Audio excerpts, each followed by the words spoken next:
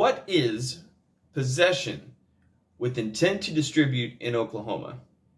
Hello, I'm Ty Smith, Oklahoma City area attorney with Worth Law, and this is an important one to know about because there's a misconception out there that there's a certain amount of drugs that you have to be in possession of to be charged with intent to distribute. And as I spoke of before, possession is a misdemeanor, okay? Certainly not something you want to do. Don't be charged with. We don't want you to be charged with misdemeanors. Certainly not.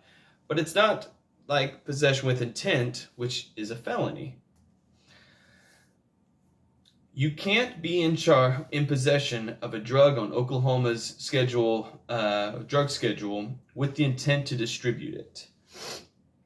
Notice we said distribute, not sell. Selling is distributing, just for consideration, law school term. You just got to be able to give it out. You just have to want to give it out, okay? Meaning that if you show up to a party with intent to hand out party favors, what have you done? You've handed them out. You've distributed those. You can be charged with possession with intent to distribute. Simple possession isn't enough. The weight isn't enough. What's important is your intent to distribute. And the law enforcement will look at the evidence surrounding your possession in deciding whether they can charge you with the intent to distribute part. Maybe you have, maybe the drugs were packaged in individual bags. Okay, that doesn't make sense if it's just you using it. Maybe you keep records of your transactions. Maybe you've kept a ledger or something.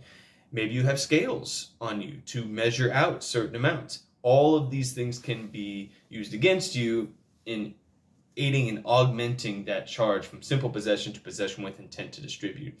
And this is not, as I said, this is indeed a felony.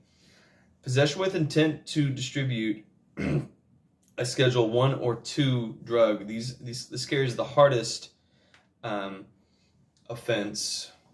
This carries the hardest punishment. It can be anywhere between 5 to life in prison and a fine of up to $100,000. Now, marijuana gets a special carve out. That one only has a 2 to life range and a maximum fine of $20,000. But that does not mean that it's, of course, something that you necessarily want to just take on the chin. If this sounds like your situation, this sounds like something that you're about to be charged with, or you have a friend who is maybe going to be charged with this and wants to speak with an attorney about their chances in court, would love to speak to them about this. As I said, my name's Ty Smith. I'm with Worth Law.